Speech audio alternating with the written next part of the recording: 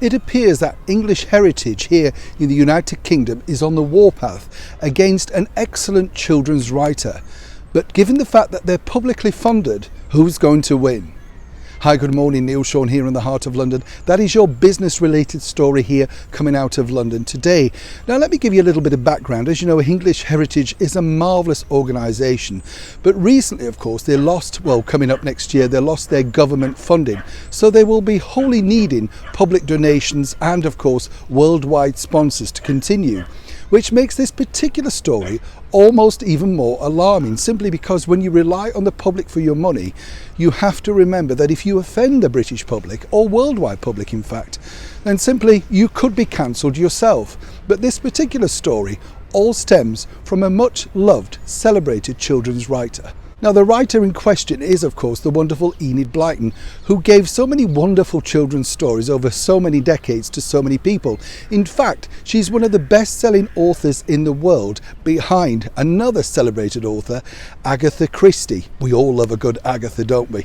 Now here's where it gets really particularly interesting, because English Heritage have decided that they feel they need to align themselves to the fact that certain elements they feel of Enid Blyton's work were racist.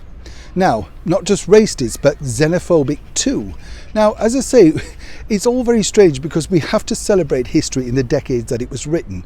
No child that picks up an Enid Blyton book ever looks at it and thinks, when they're rushing into caves to drink lashings of ginger beer and have these wonderful adventures on their summer holidays, actually sees or hears racism in any of those words.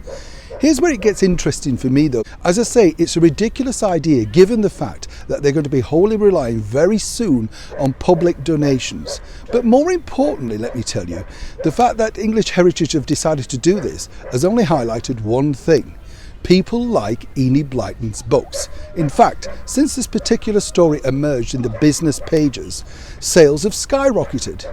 So if these people believe that they can cancel culture people, it's really truly having the wrong effect.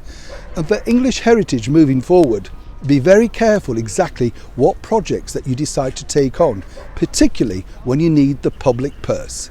Neil Sean in the heart of London.